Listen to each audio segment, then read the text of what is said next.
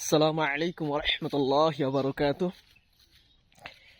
আজকে এমন একটি দোয়া শেয়ার করব যেটা রাসূলুল্লাহ সাল্লাল্লাহু আলাইহি ওয়াসাল্লাম তিনি পর্যন্ত অধিক হারে এই দোয়াটা পড়তেন।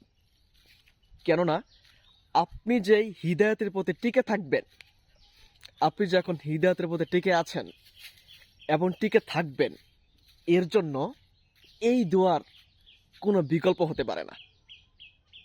তো সুতরাং এই দোয়ার এত গুরুত্ব, এজন্য রাসূল সাল্লাল্লাহু আলাইহি সাল্লাম তিনিও অধিক হারে এই দোয়াটা পড়তেন। দোয়াটা কি আমরা জেনে নেই।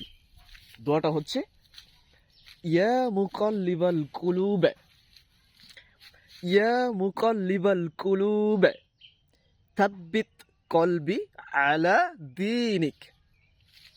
ইয়া মুকাল্লিবাল কুলুব, হে অন্তরের পরিবর্তনকারী, হে অন্তর পরিবর্তনকারী, থাব্বিত কলবি আলা দীনিক, আপনি আমার অন্তরকে সব সময় দিনের পথে বা দিনের উপর বা দিনের মধ্যে অটুট বা অবিচল বা প্রতিষ্ঠিত বা সুদৃঢ় রাখুন।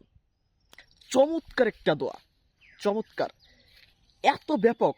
আমি যেটা বলতে চাই, প্রত্যেকটা মুসলিমের উচিত এই দোয়াটা বিশেষ করে সলাতের সিজদাতে বলা, সেই সঙ্গে সলাতে সিজদাতে পড়া, সেই সঙ্গে অবসর সময়ে হতে পারে বা প্রায় গ্যাপে গ্যাপে দোয়াটা পড়া উচিত। কেননা এই দোয়ার এত গুরুত্ব, কেননা রাসূল সাল্লাল্লাহু আলাইহি ওয়াসাল্লাম এই দোয়াটা অনেক বেশি হারে করতেন, যেটা হাদিস দ্বারা সম্পূর্ণ প্রমাণিত। এবং আমিও যদি বলতে চাই ব্যক্তিগতভাবে, আজকে সিক্রেটটা আমি শেয়ার করেই দিচ্ছি। আমি কোনো গর্ব বা অহংকার করে বলতেছি না, আল্লাহ আমাকে ক্ষমা করুন। যে আমার জানা মতে, আমি যবে থেকে এই দোয়া সম্পর্কে জানতে পেরেছি, আমার জানা মতে আমি কখনো এই দোয়াটা কোনো এক সলাতে, হয় সিজদা না হয় শেষ বৈঠকের তাশাহুদের পর, আমি বাদ দেই নাই। এবং আল্লাহ রাব্বুল আলামিন আমাদের সকলকে এই দোয়াটা প্রতিনিয়ত সলাতের, প্রত্যেকটা সলাতের যে কোনো এক সিজদাতে বা যে কোনো এক শেষ বৈঠকে পড়ার সুযোগ করে দিন। আমরা সকলেই এই দোয়া করি। সবাইকে অসংখ্য ধন্যবাদ। আসসালামু আলাইকুম ওয়া রাহমাতুল্লাহি ওয়া বারাকাতুহু।